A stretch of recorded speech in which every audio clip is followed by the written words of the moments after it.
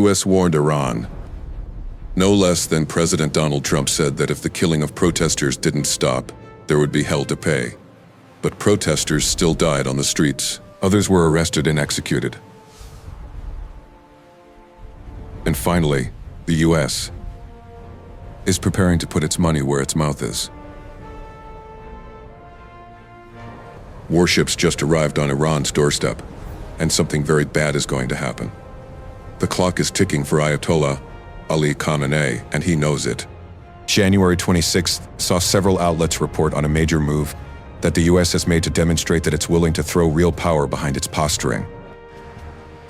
According to the Washington Post, the aircraft carrier USS Abraham Lincoln has arrived near Iran, along with its carrier strike group, currently sailing deeper into the Middle East.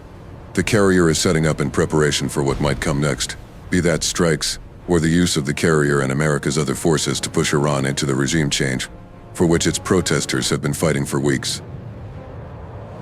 A lot of what happens next will depend on what Trump really wants, and we'll explore all of that later in the video. For now, we know that the USS Abraham Lincoln is escorted by 3 destroyers and has just moved from the Western Indian Ocean, which was outside of the range needed to easily strike Iran, and is expected to move into either the North Arabian Sea or the Gulf of Oman in the coming days. According to the Washington Post, the carrier strike group poses a pretty massive threat on its own. The USS Abraham Lincoln itself is crewed by 5,000 sailors and is carrying dozens of fighter jets primed and waiting to deliver their explosive munitions via airstrikes.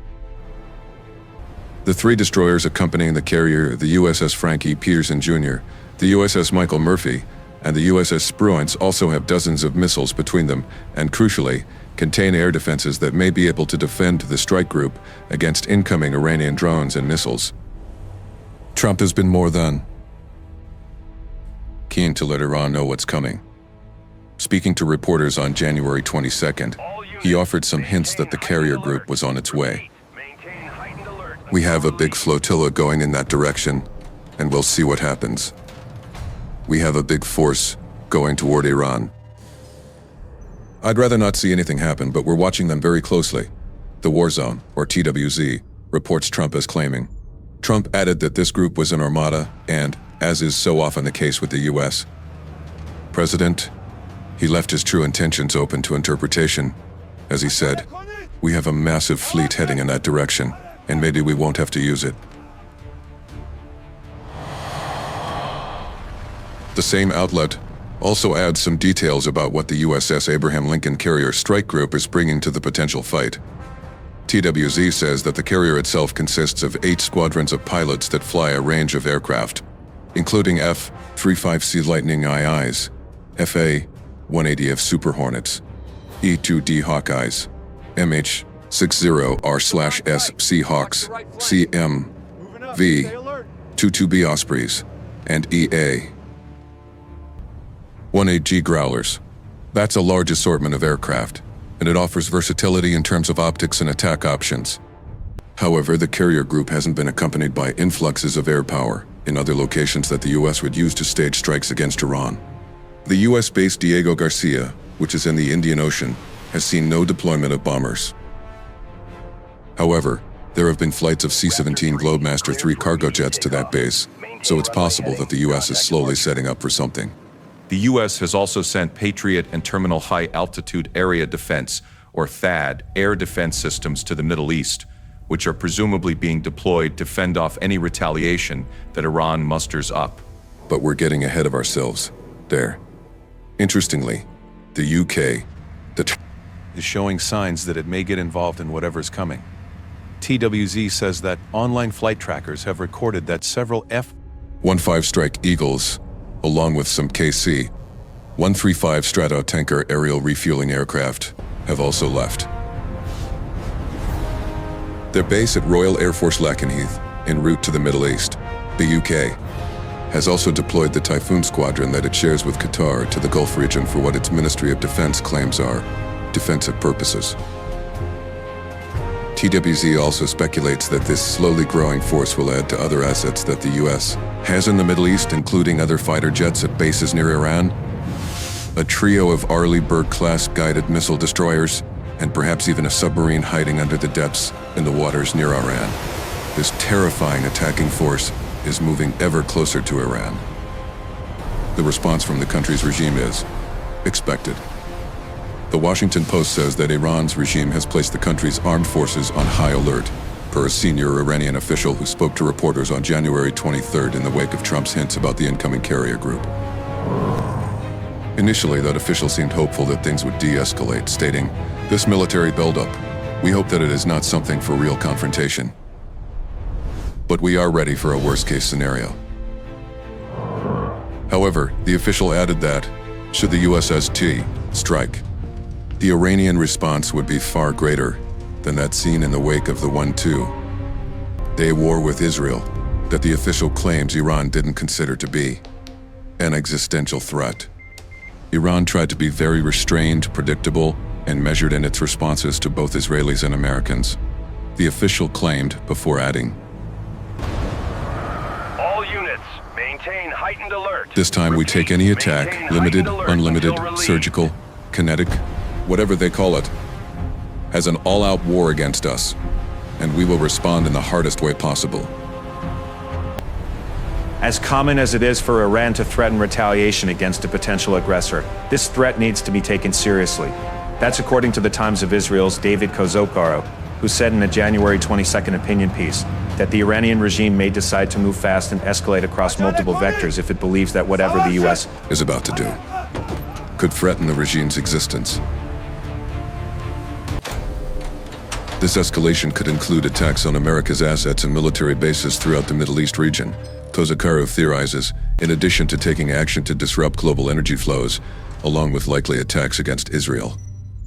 The Strait of Hormuz, which Iran can attempt to shut off, is a big pressure point as about a fifth of the world's petroleum liquids products, amounting to roughly 20 million barrels daily, sail through the strait. So, Iran is certainly not without retaliatory options, though how realistic those options are is still a matter for debate. After all, Iran had the option of conducting strikes or similar actions in the Strait of Hormuz during its brief war with Israel, but didn't. Line tight. Watch the right flank. It also didn't use the strait as a pressure point when the US and Israel cooperated on Operation Midnight Hammer, which saw 125 US military aircraft cooperate to strike a trio of Iran's nuclear facilities during the summer of 2025. So, could all of Iran's threats of counterattacking be little more than hot air? Not necessarily. In the wake of Operation Midnight Hammer, Iran did attack the US military base in Qatar. Raptor 3, cleared for Iran immediate launched takeoff. missiles, Maintain and runway witnesses heading. reported loud Contact bangs in the departure. sky above the Qatari capital of Doha. However, the response was nowhere near the scale of the operation that preceded it, with even Trump calling the attack very weak and expected. Still, the attack does set a precedent in the sense that Iran may at least try to follow through on the threats that it presents, even if those threats aren't as powerful as its regime's rhetoric claims them to be.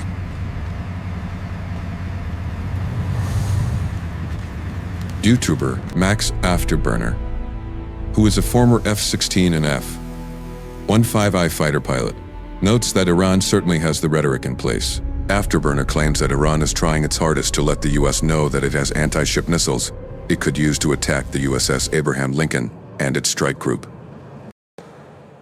They're basically trying to say that they're anti-ship. Missiles can reach out and touch the carrier strike group, Afterburner states, adding, 200 nautical mile range on some of those. And they're saying these hypersonics are what could be the real muscle against the USS Abraham Lincoln. So they've got rhetoric flying all around. Iran certainly does have anti-ship missiles. As YO News reported on January 24th, it actually has several that could pose a serious threat if the American carrier strike group gets within range. The Khalij Fars ballistic missile, which is also known as the Persian Gulf, has a 300-kilometer or 186-mile range, carries a 650-kilogram or around 1,433-pound warhead, and may be able to reach speeds up to Mach 4. Iran's newer and Quadr systems offer coastal defense against ships that come very close. The Zulfiqar Basir reportedly fires via a mobile launch system and has a 700-kilometer or 434-mile range. And finally, the Abu Mahdi cruise missile supposedly flies at low altitudes, uses AI to adjust its flight path as it hurtles toward its target, and has a range of more than 1,000 kilometers, or about 621 miles, allegedly. Allegedly. Whether these specifications hold up in combat situations, especially one as powerful as the US, is sending Iran's way, is open for speculation. Iran may also be activating proxies in other countries, as Afterburner speculates. European airlines are actually canceling or rerouting flights around Iran, Iraq, and Israel right now to stay clear of this mess.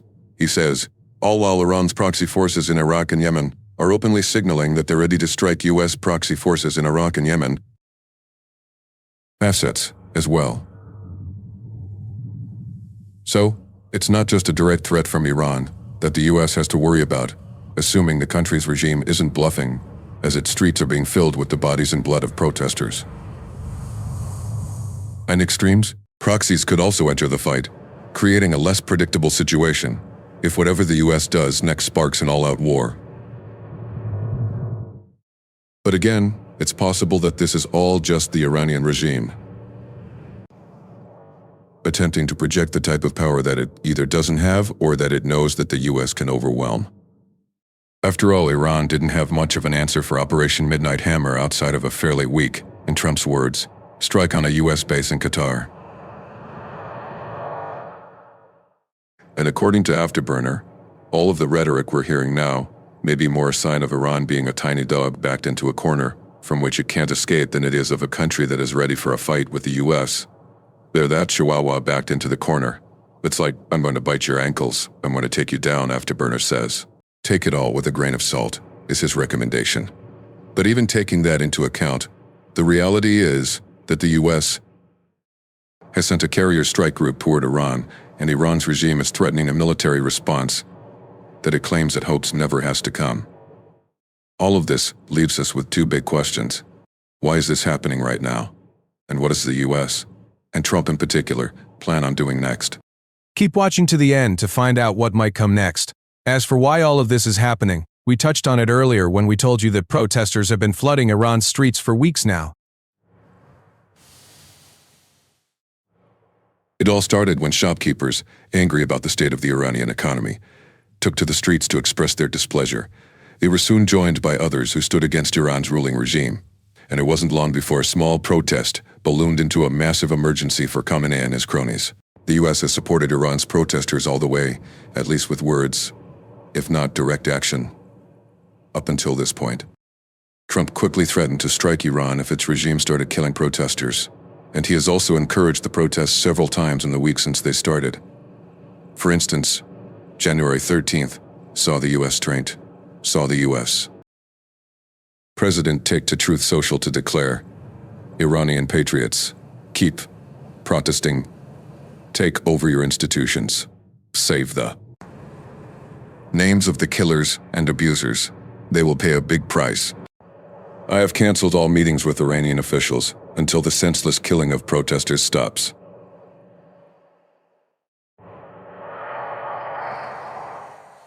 Help is on its way.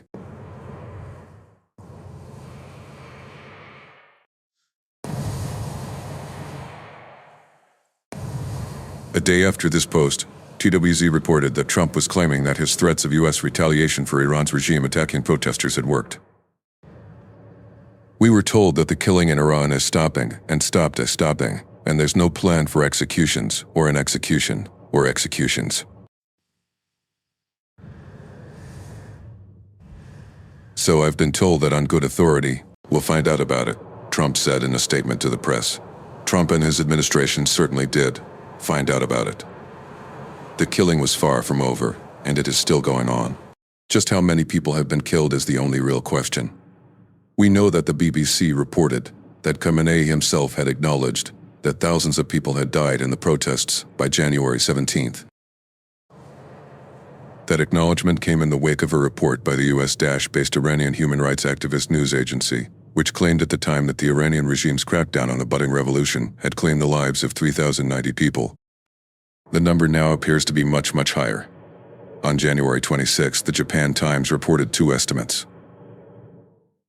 It said that Sato, who is the United Nations Special Rapporteur on the human rights situation in Iran, said that the estimated number earlier in the week was 5,000, though reports from doctors in Iran suggested it could be as high as 20,000.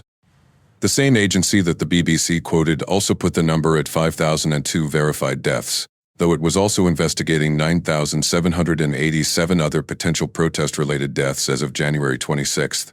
However, Time magazine says that the number may be even higher than the largest of these estimates.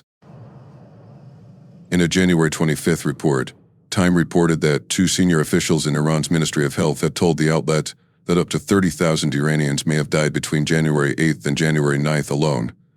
The situation was so bad, the pollutist officials claim that the scale of death had overwhelmed Iran's health services to the point where stocks of body bags had been exhausted, and some of the dead were being transported in semi-trailers rather than ambulances. Time does note that this figure has yet to be independently verified. But 30,000 deaths in 2 days is enormous. Even if that figure is inaccurate, we know for certain that there have been thousands of deaths, despite Trump's claims that the U.S. would take action if Iran's regime didn't stop the killing. On top of the deaths, the regime has been cracking down on the protests in several other ways. Amnesty International reports that Khamenei's regime had ordered mass internet shutdowns as early as January 8th, which the organization claims was an attempt by the regime to hide the crimes that it was committing. Thousands of Iranians have also been arrested for taking part in the protests, with the Washington Post claiming that the number is over 20,000.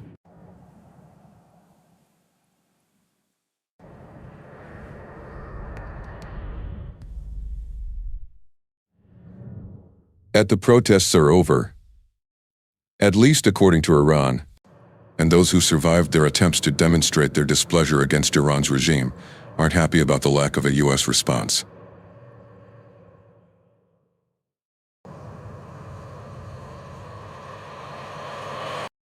Those who risked their lives inside Iran to demonstrate have said they feel betrayed by the U.S. president's inaction, the Washington Post reports.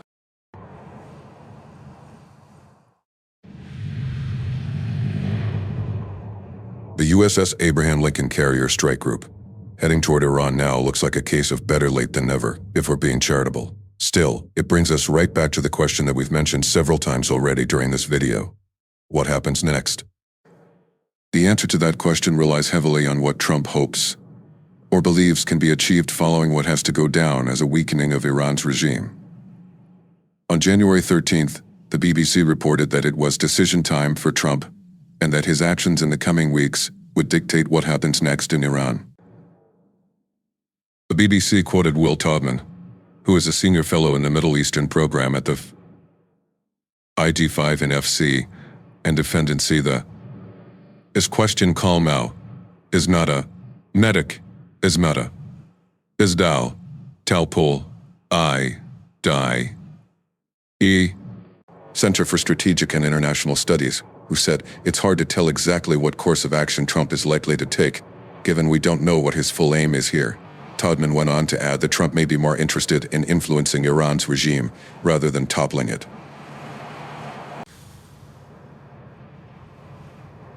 I think the risks of regime change are so great that I don't yet believe that is his primary objective here, Taubman claimed, adding, it could be more concessions in the nuclear talks. It could be to stop the crackdown. It also could be to try to implement reforms that lead to some sort of sanctions relief. Better the devil you know than the one you don't, perhaps.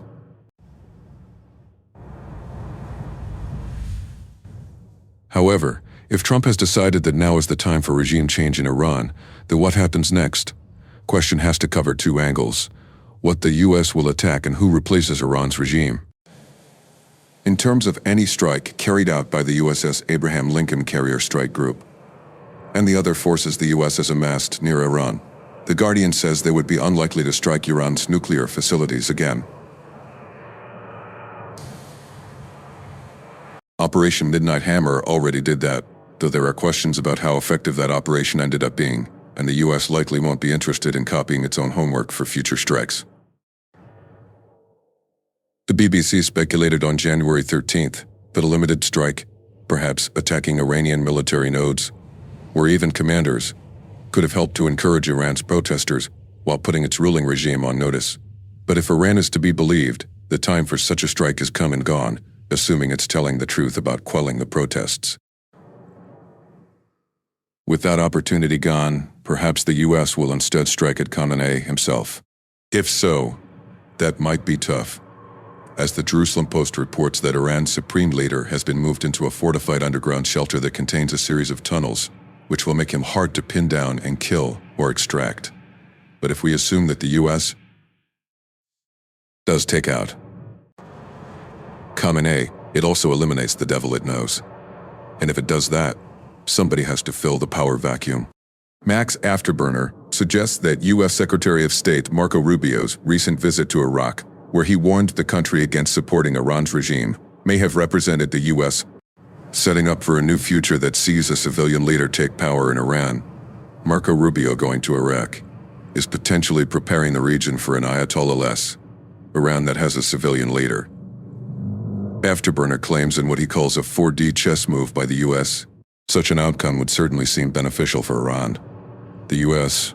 might position itself as an ally of the new leaders, which would be huge for a country that has been so heavily impacted by American sanctions.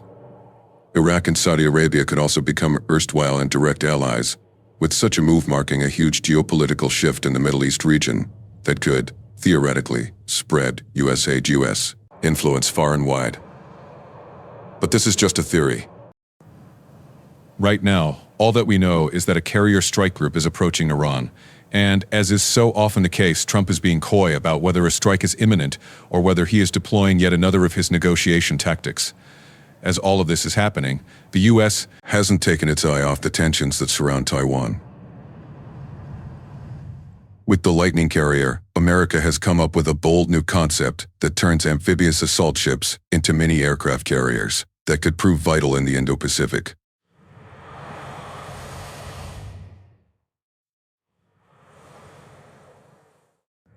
Which the US might use to crush a Chinese invasion of Taiwan in our video.